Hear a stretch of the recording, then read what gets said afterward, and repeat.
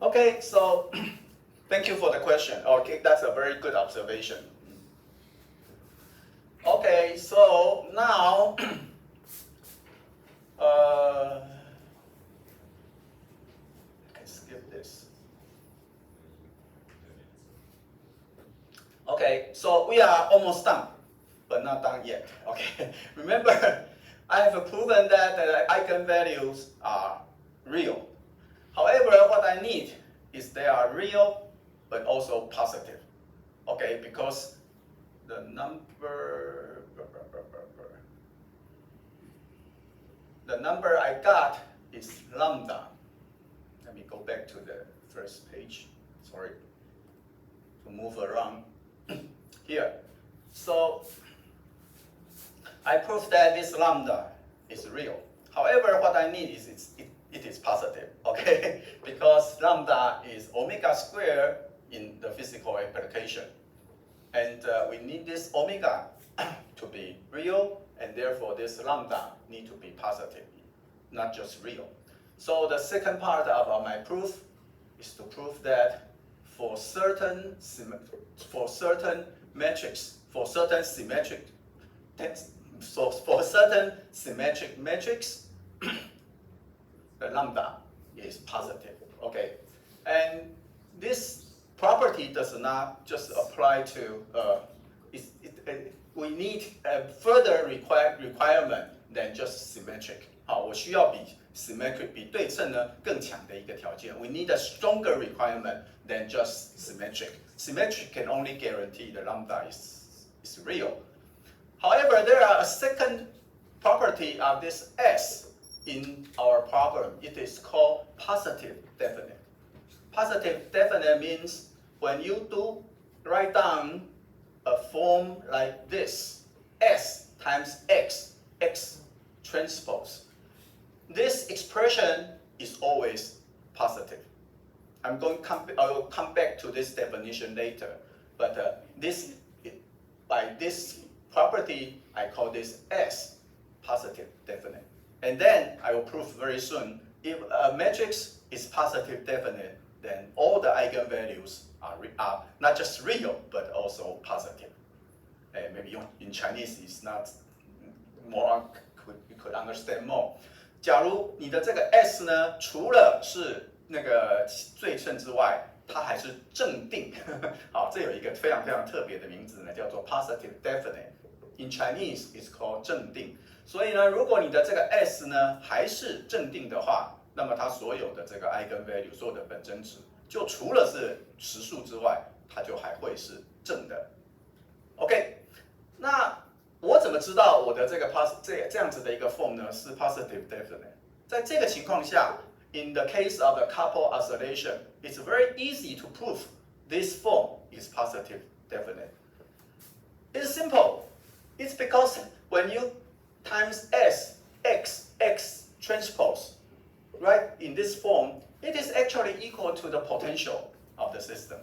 Oh, remember, we can discuss a mechanical system not just by equation of motion. We can also use the concept of energy to discuss it. In this case, it is easy to see that we can discuss it in terms of the potential energy of the three springs. Okay, so here I write down the potential energy of the first string. The first string has a displacement x1. The second spring, the length difference will depends on x1 and x2. So it's x1, x2 squared times 1/2 k2, the potential energy of the second spring, and then the potential energy of the third spring. Okay, if you simplify, so that's also part of the homework, right? In the homework, I also want you to write down the potential energy. Now you see why. Because if you write down the energy, but the potential energy of the system, it is easy to observe. It is equal to exactly the same matrix we use in class, we use in the equation of motion, times x1, x2, and multiply by the row of x1, x2. Again, this is called a quadratic form of the matrix. Okay, it's a general name. It can apply to all the metrics and in terms of this form. Maybe I can check a little bit why this is true. Okay, if you expand it, then what depends on x1 will be this square. So x1 squared k1 from this term, x1 squared k2 from this term. And then there will be a cross term of the the second spring potential energy K2, X1, X2. That's a cross term when you expand this quadratic form. And then there will be X2 squared, X2 squared, X2 squared. So it's K2 plus K3. And then it is easy to observe that if you write the quadratic form X1, X2, X1, X2, then this element will be from here. So it's K1, K2 over M times here, X1 squared. Okay? And the lower left, right hand side, this times X2 give you this X2 squared. And cross term means X1 times this times X2. And the X2 times this times X1. These are cross terms. So it's X1, X2, K2. Okay? So it gives you a diagrammatic representation of this multiplication. Okay, I hope it helps. But anyway, this is equal to this. And this, the matrix in between, is exactly like what we have in the equation of motion. This could be proven more generally, but here I just write it out explicitly so that you can see the connection between this matrix and this matrix. Okay, so the bottom line is clear. The potential energy is the quadratic form of S. The equation, the same matrix in the equation of motion. Is that okay with everybody?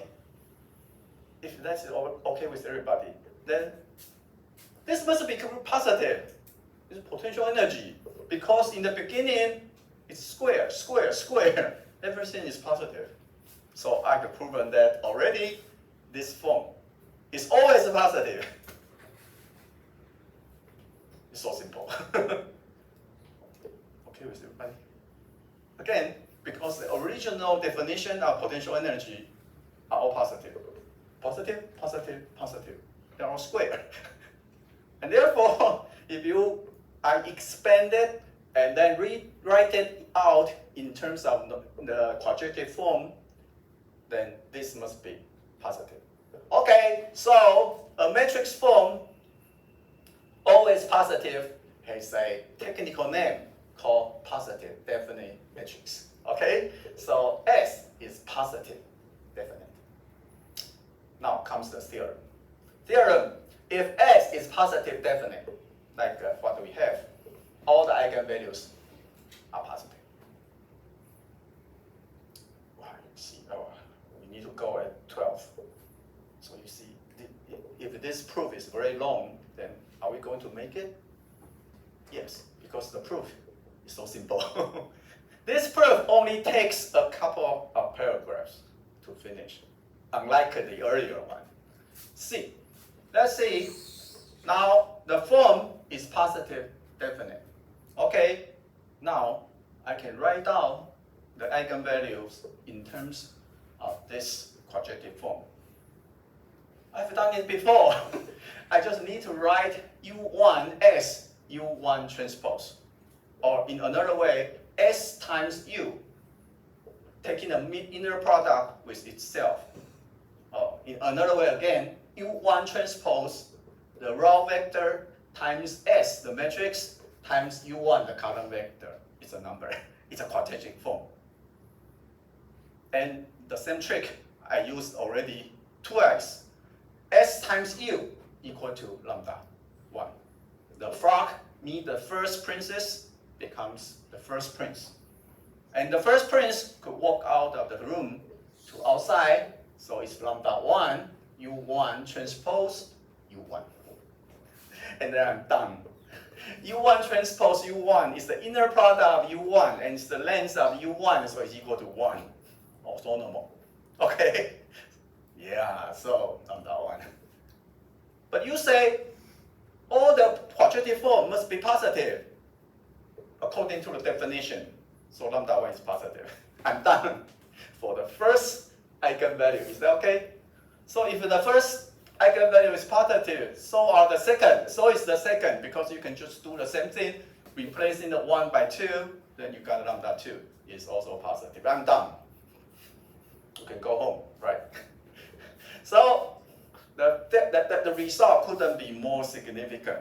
That means all the coupled system in general with different K1, K2, and K3, all the eigenvalues are positive and real. Okay? And if the eigenvalues are positive and real, then the square root of it, which corresponds to the frequency of the oscillating mode, is also real. So it's really oscillating, where it could not decay.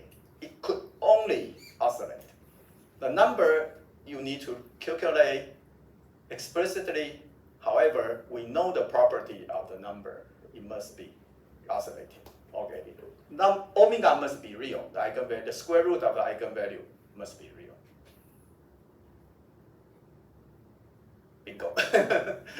Okay, so it's so easy. But this theorem, let's see the theorem. The theorem is if S is positive definite, then all the eigenvalues are positive. In fact, you can reverse the logic order. Okay, so we do not need the second part of the argument, but let me tell you, you can reverse the order. If all the eigenvalues are positive, we can prove S is positive definite. It takes a longer calculation, but it's also very simple. And actually a very good illustration of the expansion theorem. The idea is very simple. Now, again, I prove that let me state the theorem again. If all the eigenvalues of S are positive, that means lambda 1 written in this way is positive. Lambda 2, which could be written in this way, is also positive. Now, I take the S between X and X transpose. Again, this is a quadratic form. S times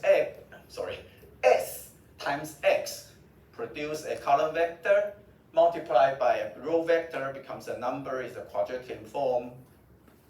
And we know X could be decomposed into the linear combination of U1 and U2, right?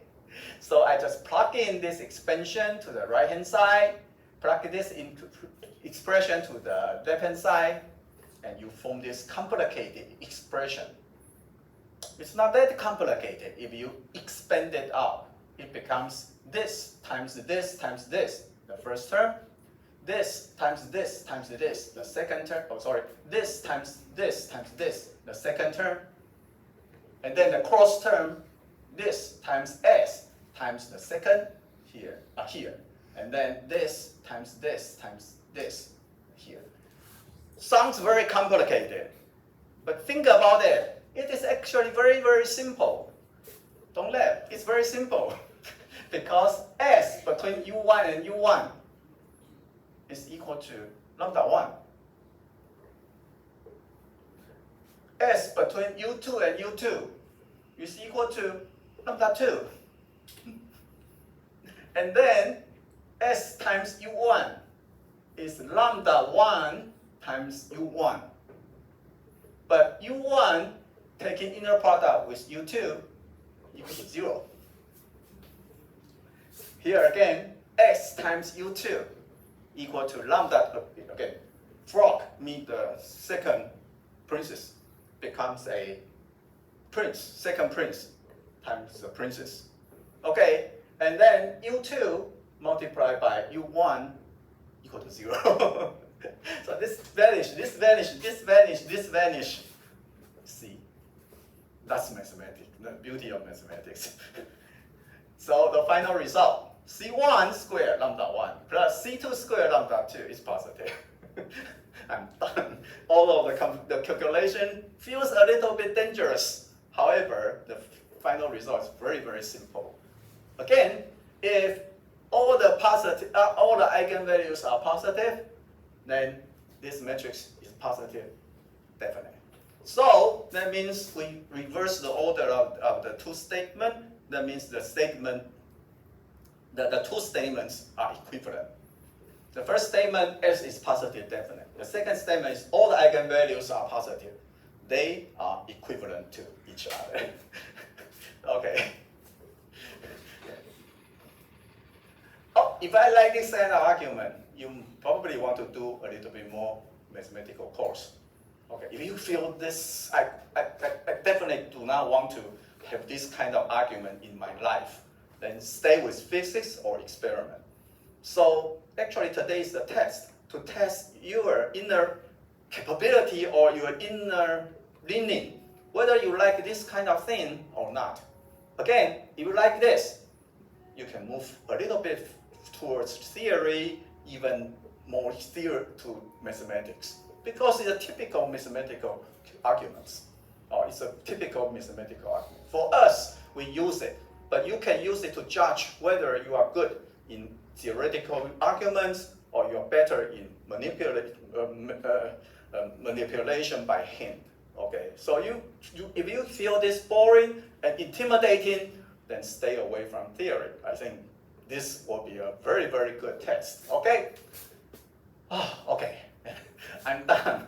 Okay, final theorem. Is that okay with everybody? So I'm almost done. So we introduce two concepts: symmetric matrix, positive definite matrix, and finally we know that the matrix we are encountering are positive definite and symmetric, and therefore we can assure that all the eigenvalues are positive.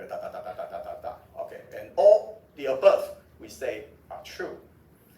Finally, a very simple theorem again, a theorem again. Here, remember that I can always write using U and U dagger, U transpose, to write the S in terms of diagonal matrix. If you remember, I told you this is the diagonalization. Okay, it means S could be written as U times lambda times U transpose. This lambda is composed of two eigenvalues at the diagonal axis, lambda 1 and lambda 2.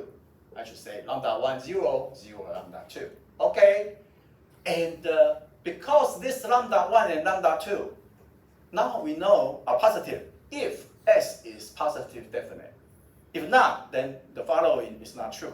However, if S is positive definite and symmetric, then this lambda 1 and lambda 2 is real.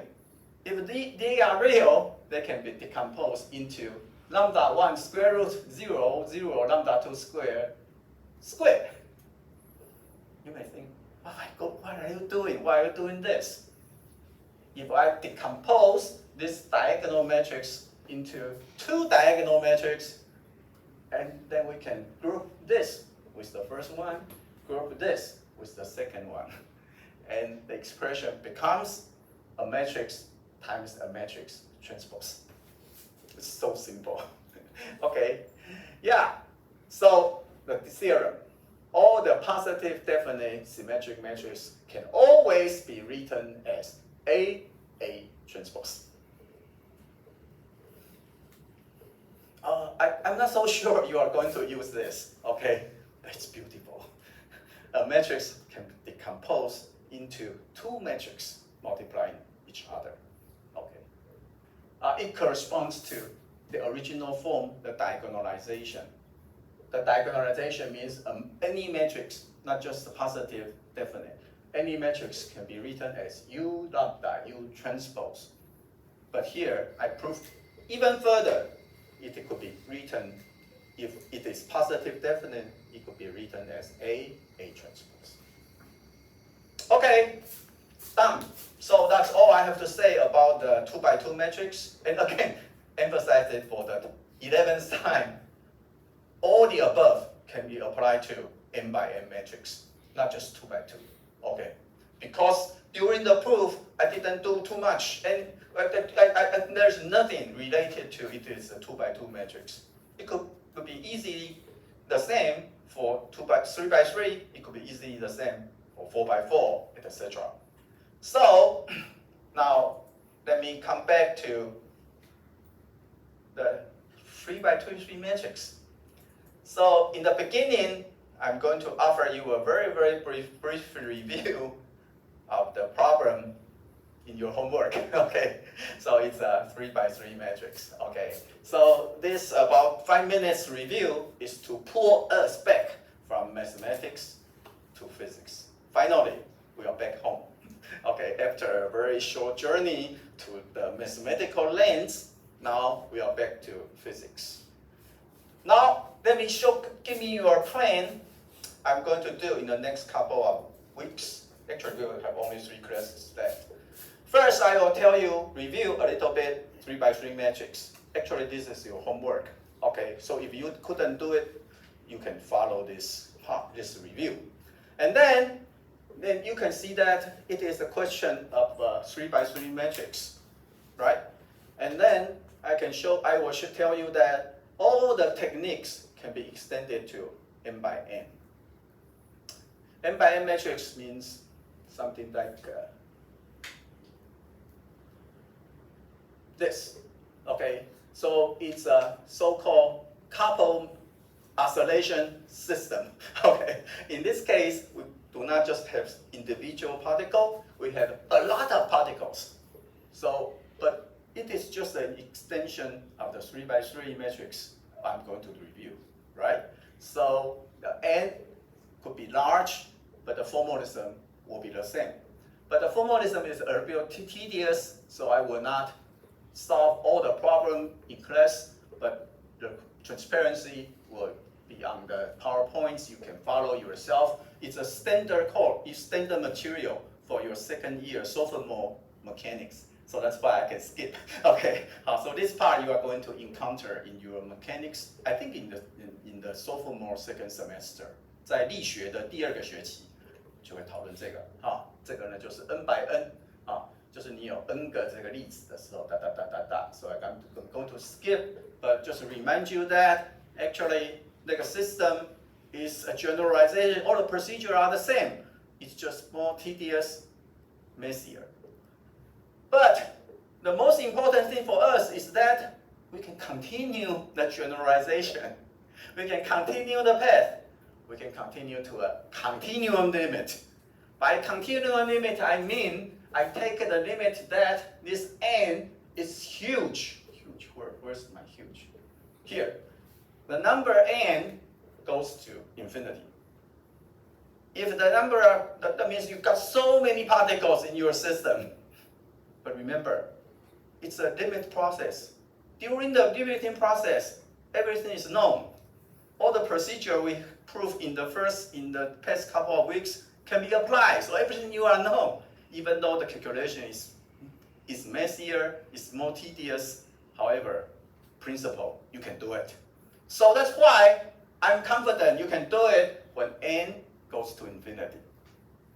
But when n goes to infinity, you got an infinite system. That's what we want. We want a finite system with infinite particles.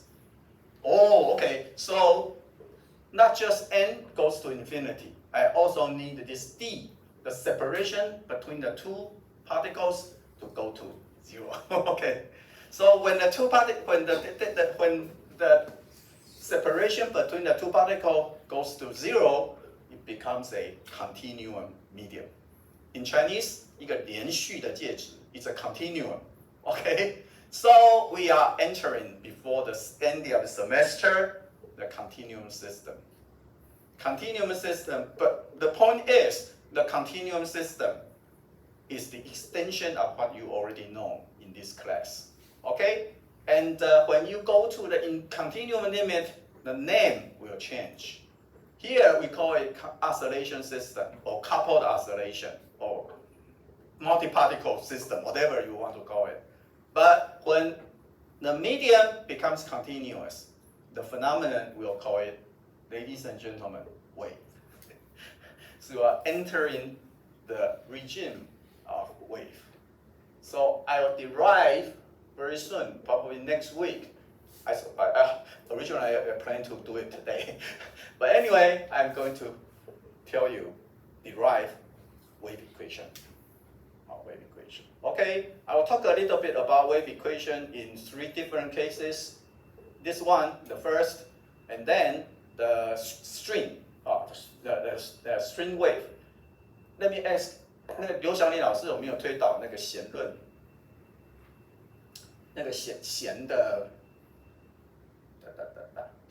那个波方程式有是不是 ？Okay, good. Now then I can skip this part. Maybe just flash the transparency because Professor Liu has already derived this. Okay, so this is the second example how the wave function is derived. I'll try to do a little bit explanation and review. Okay, so if you do not understand what Professor Liu say, I'll do it again for you, or you can come to me after the class. I'll show you how it is done. Okay, but anyway, I'll do it again for you. The strings, the wave system, wave equation, apply for the string, and then I'll go to electromagnetism. You just finished electromagnetism in general physics, right? Okay, so I'm going to derive the Maxwell equation again, and to show you the Maxwell equation can be written in the differential form. So that's the final project of our class today. Wave equation, Maxwell equation in differential form, and we can derive electromagnetism wave function. And then we are done. Okay, so that will be finished in the next 3 classes. Oh, sorry, we're almost done today, so we'll finish that in the next 2 classes. Homework. So that's our plan for the rest of the class. Now, let's start with this 3x3 system, or 3-particle system, or 3-coupled oscillation. It simply means I extend the original coupled oscillation to 3 particles and 4 springs. And I can use it as a homework because everything are the same as before. Okay, so you can simply write down the equation of motion for x1, for x2. For x1, it now experiences 2 springs. So this equation is exactly the same as in the n equal to 2 case. The difference is for x2. x2 now has 2 springs attached to it. Okay, therefore you need to take into account the force of 2 springs. One is proportional to x3 minus x2. x3, x2. So it's the length difference, change of the 3rd spring. x2 minus x1, that's the length change of the 2nd spring. Okay, so the only difference from our example is that the 2nd particle will experience 2 forces. Okay, and then it's just a simple argument. Then the 3rd particle, equation of motion, and if you put everything together, you can write x1, x2, x3 as a column vector, just as what we did for an n equal to 2 case. Okay, and this now, it could also be, we also could simplify the equation of motion into a linear form. Linear, I mean, it is linear to x1, x2, linear to x2, x1, x3. So by which I mean it's a linear form. Then this linear form can be easily written as a matrix times x1, x2, x3. And this matrix is 2 minus 1, 0, minus 1, 2, minus 1, 0, minus 1, 2. Of course, all multiplied by omega 0 squared. Okay, in the n by n equal to 2 case, I keep this omega 0 inside the matrix so that you know we are talking about physics instead of mathematics. But here, because it's 3 by 3, so if omega 0 is everywhere, then the matrix becomes so messy.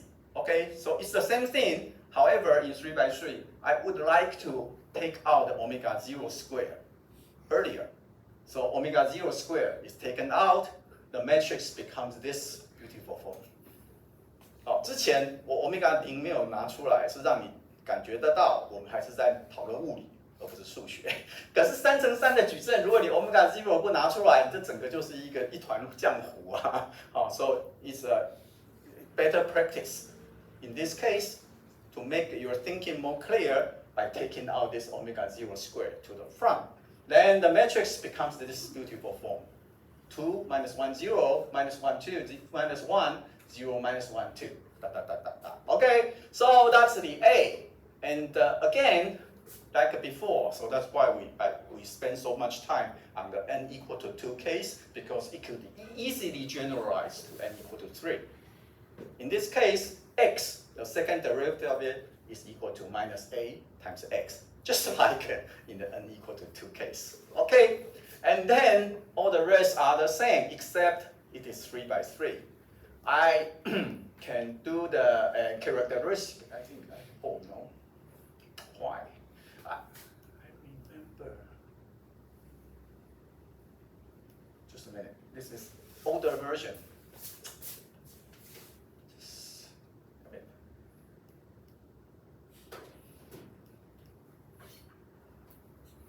Sorry that it seems I revised it again last night, but what I have here today seems to be an older version. Let me try use the file in my. Give me a minute, okay.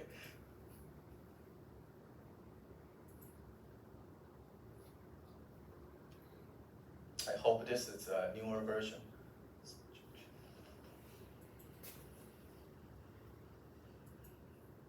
Damn, this is also an older version. Where's my newer one?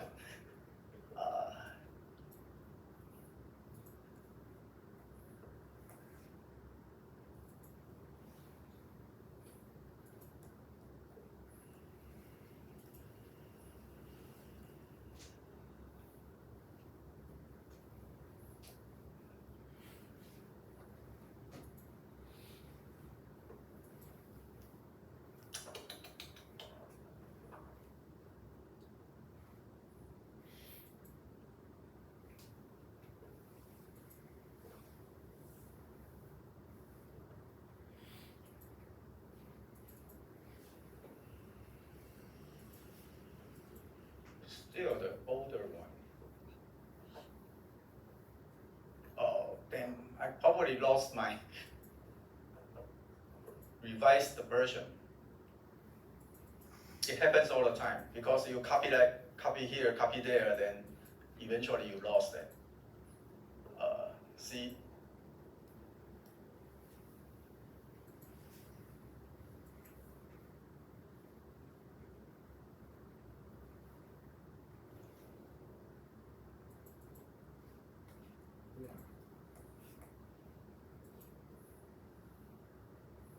Anyway, okay, so I'm going to use my older file, but I'll try to find my newer file and upload it later. Okay. Fortunately, I have Dropbox, so Dropbox will probably keep my file somewhere.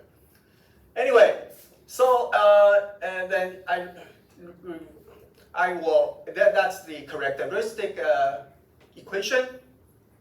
It is a minus omega squared times 1 times a equal to 0. The determinant equal to 0. And therefore, sometimes in this case, it is easier to write the eigenvalue as lambda omega 0 squared. As I have said, I take out the omega 0 squared earlier. Okay, therefore the lambda better be defined as lambda omega 0 squared. Then I get the determine the characteristic equation becomes this. Only numbers, no omega 0 squared. Okay, that's the key. Okay, so then this is the determinant, and the determinant equal to 0. It is algebraic equation of order 3, and therefore there are 3 solutions. Okay, usually we would like to order the eigenvalues in the order of small to large. So I will call omega 1 square root of 2 minus square root of 2, omega 0, and omega 2 square root of omega 0. And then omega 3 is 2 plus square root of 2 omega 0. Okay, it is easier to order by in this order. And let's start with omega 2. Omega 2 because it is square root of 2, so simpler to manipulate.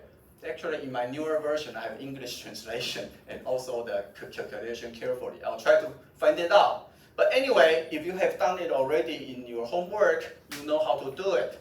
Because I want to calculate the eigenvectors, and the eigenvector is solved from this master equation, a minus lambda omega 0 squared times a equal to 0. So if you plug in omega 2 equal to square root of 2 omega 0, you can immediately find the 3 equations for the small a. Small a has 3 elements, a1, a2, and a3. So that satisfies these 3 equations. Okay, so minus 2 equal to 0, minus a1 minus a3 equal to 0, and minus a2 equal to 0. Okay, so that's why it's not 3 equations. There are only 2, 1 and 2. The third one is the same as the first. Okay, remember that's exactly what happened in n equal to 2 case. In n equal to 2, even though there are originally in principle 2 equations for a, however, one usually is identical to the other. So there are only 1 equation, and so if you determine the eigenvector, you can only determine up to a constant. Here the same. A2, the first equation and the third equation are identical. Okay, so for 3 numbers, you only have 2 equations. Therefore, you can only decide the ratio between the 3 elements, but not exactly. Okay, you can only decide the 3 elements up to a constant. So in the newer version, I write A2 equal to C1 times minus 1, 0, 1. Because A2 equal to 0, so you are sure the second element is 0. And the first one plus the second, the first one plus the third one equal to 0. So I better try minus 1 and 1. And you always multiply it by a constant. I call it in my newer version C1. Okay, so A2 is minus 1, 0, 1, C1. Okay, so that's the first eigenvector. The same procedure, let's jump to the second one and the third one. For lambda 1, I can also do the same thing. Okay, and then the equation is here. Okay, it's here. And again, you can solve the ratio between A1 and A2 and solve the ratio between A2 and A3. You can easily see that the second one equation is not necessary. The first one gives you A1 over A2 is 1 over square root of 2. And A2, the third equation gives you A2 over A3 is square root over 1. Therefore, the second one is not necessary because if you plus this with this, it becomes the second one. The second one. Okay. Then that means the A1 is determined 1 square root 2 1 up to a constant undetermined. Okay. That's the second. That's the first eigenvector in reverse order to this. So this is the second eigenvector. This is the first eigenvector, and you can also decide the third eigenvector, or the third eigenvector. Okay, so you solve the 3 sets of eigenvalue and eigenvector, and you can write down the solution here. The solution is equal to A2 times exponential I omega 2 t. Okay, so each set of eigenvalues corresponds to 1 oscillation system.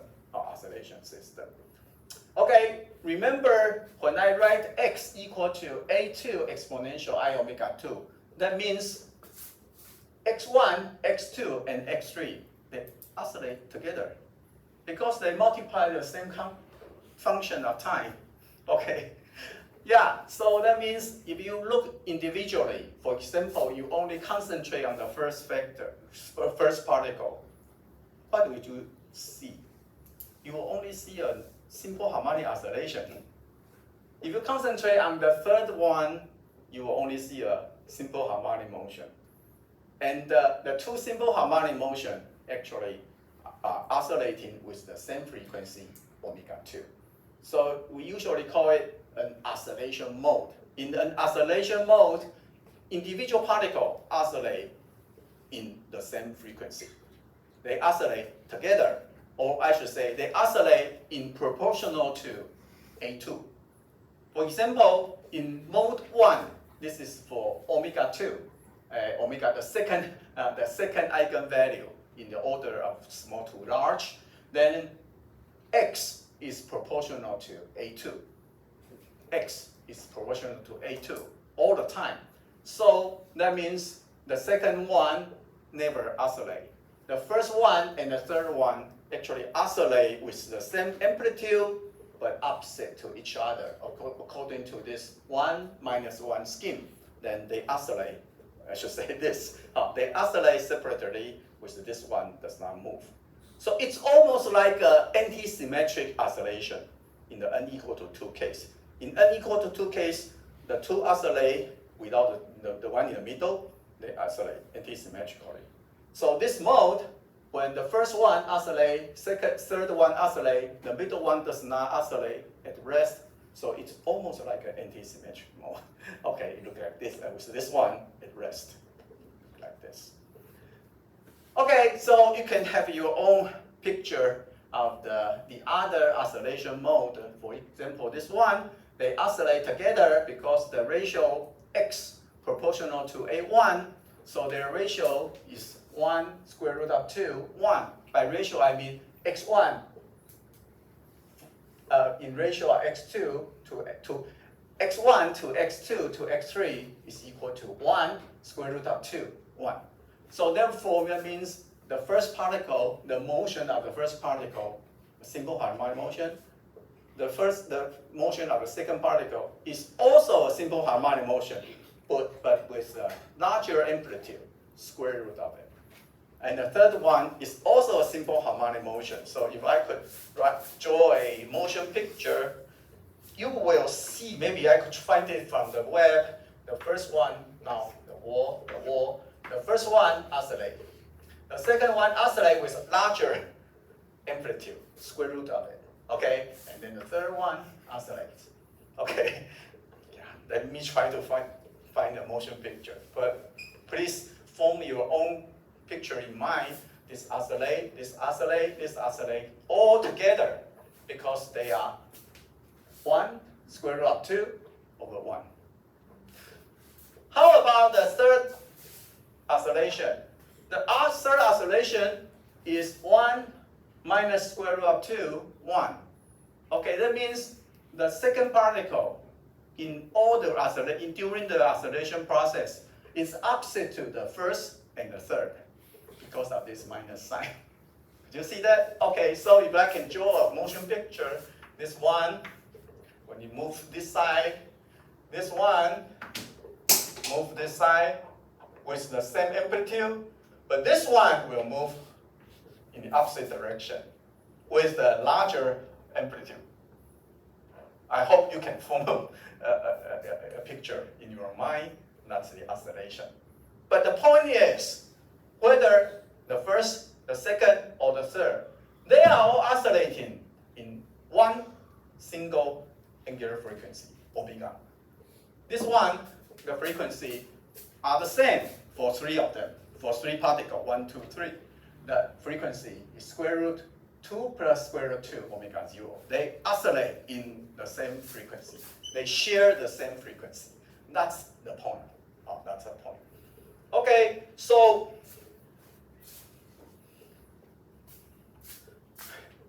if I can find I can recover my file, revised version, you will see English here. Okay, anyway, I find 3 oscillation modes, each corresponding to 1 eigenvalue and 1 eigenvector. So we got 3 oscillation modes. The key property of these 3 oscillation modes are that they oscillate together. By together, I mean they oscillate with the same frequency. Even though some of them may oscillate opposite to each other, However, they oscillate with the same frequency. Okay. However, this is not a general solution. We only find 3 solutions. They are simple, they are beautiful, they are good, and we have whole control.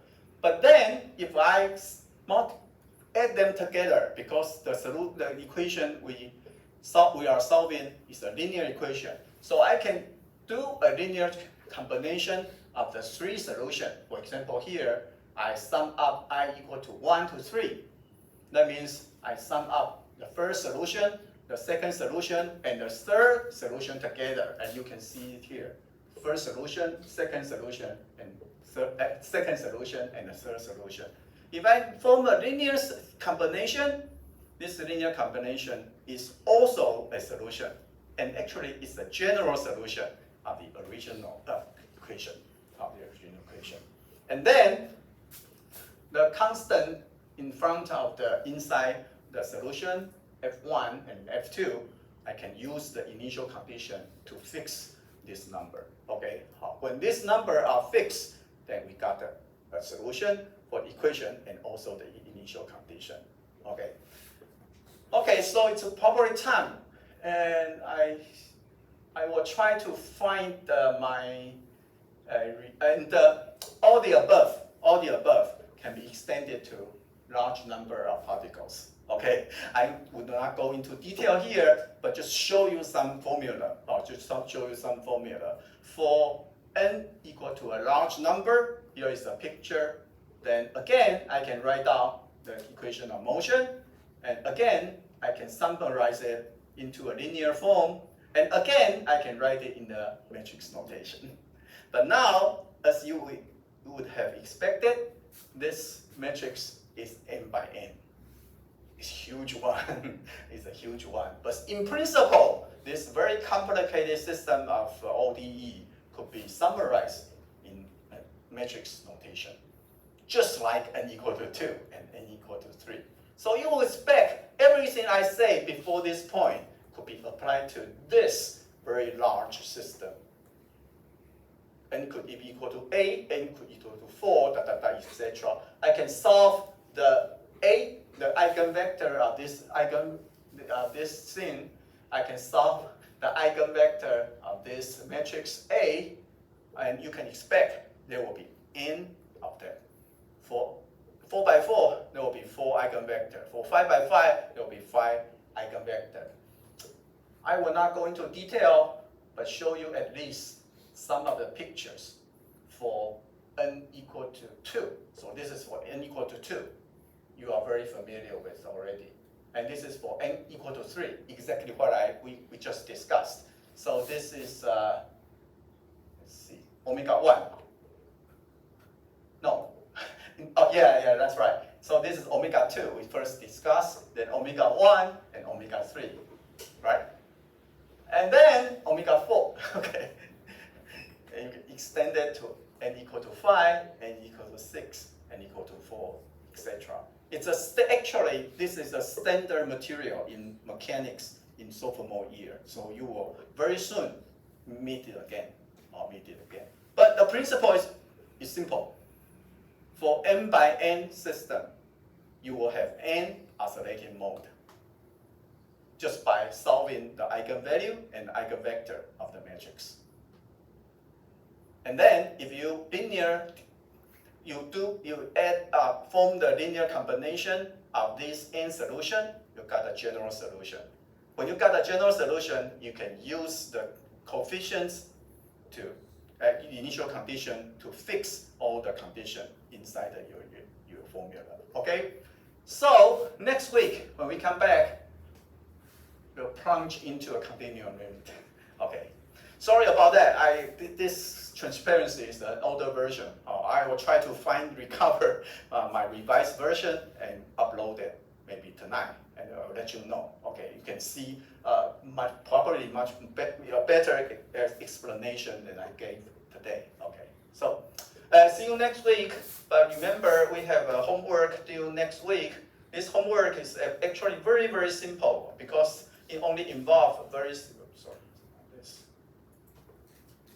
This homework is about 2 by 2 matrix. Okay, so if you are familiar with the material in class, you can easily do it. Okay, so very simple. Till next week, don't forget it. Okay, see you. Have a good weekend.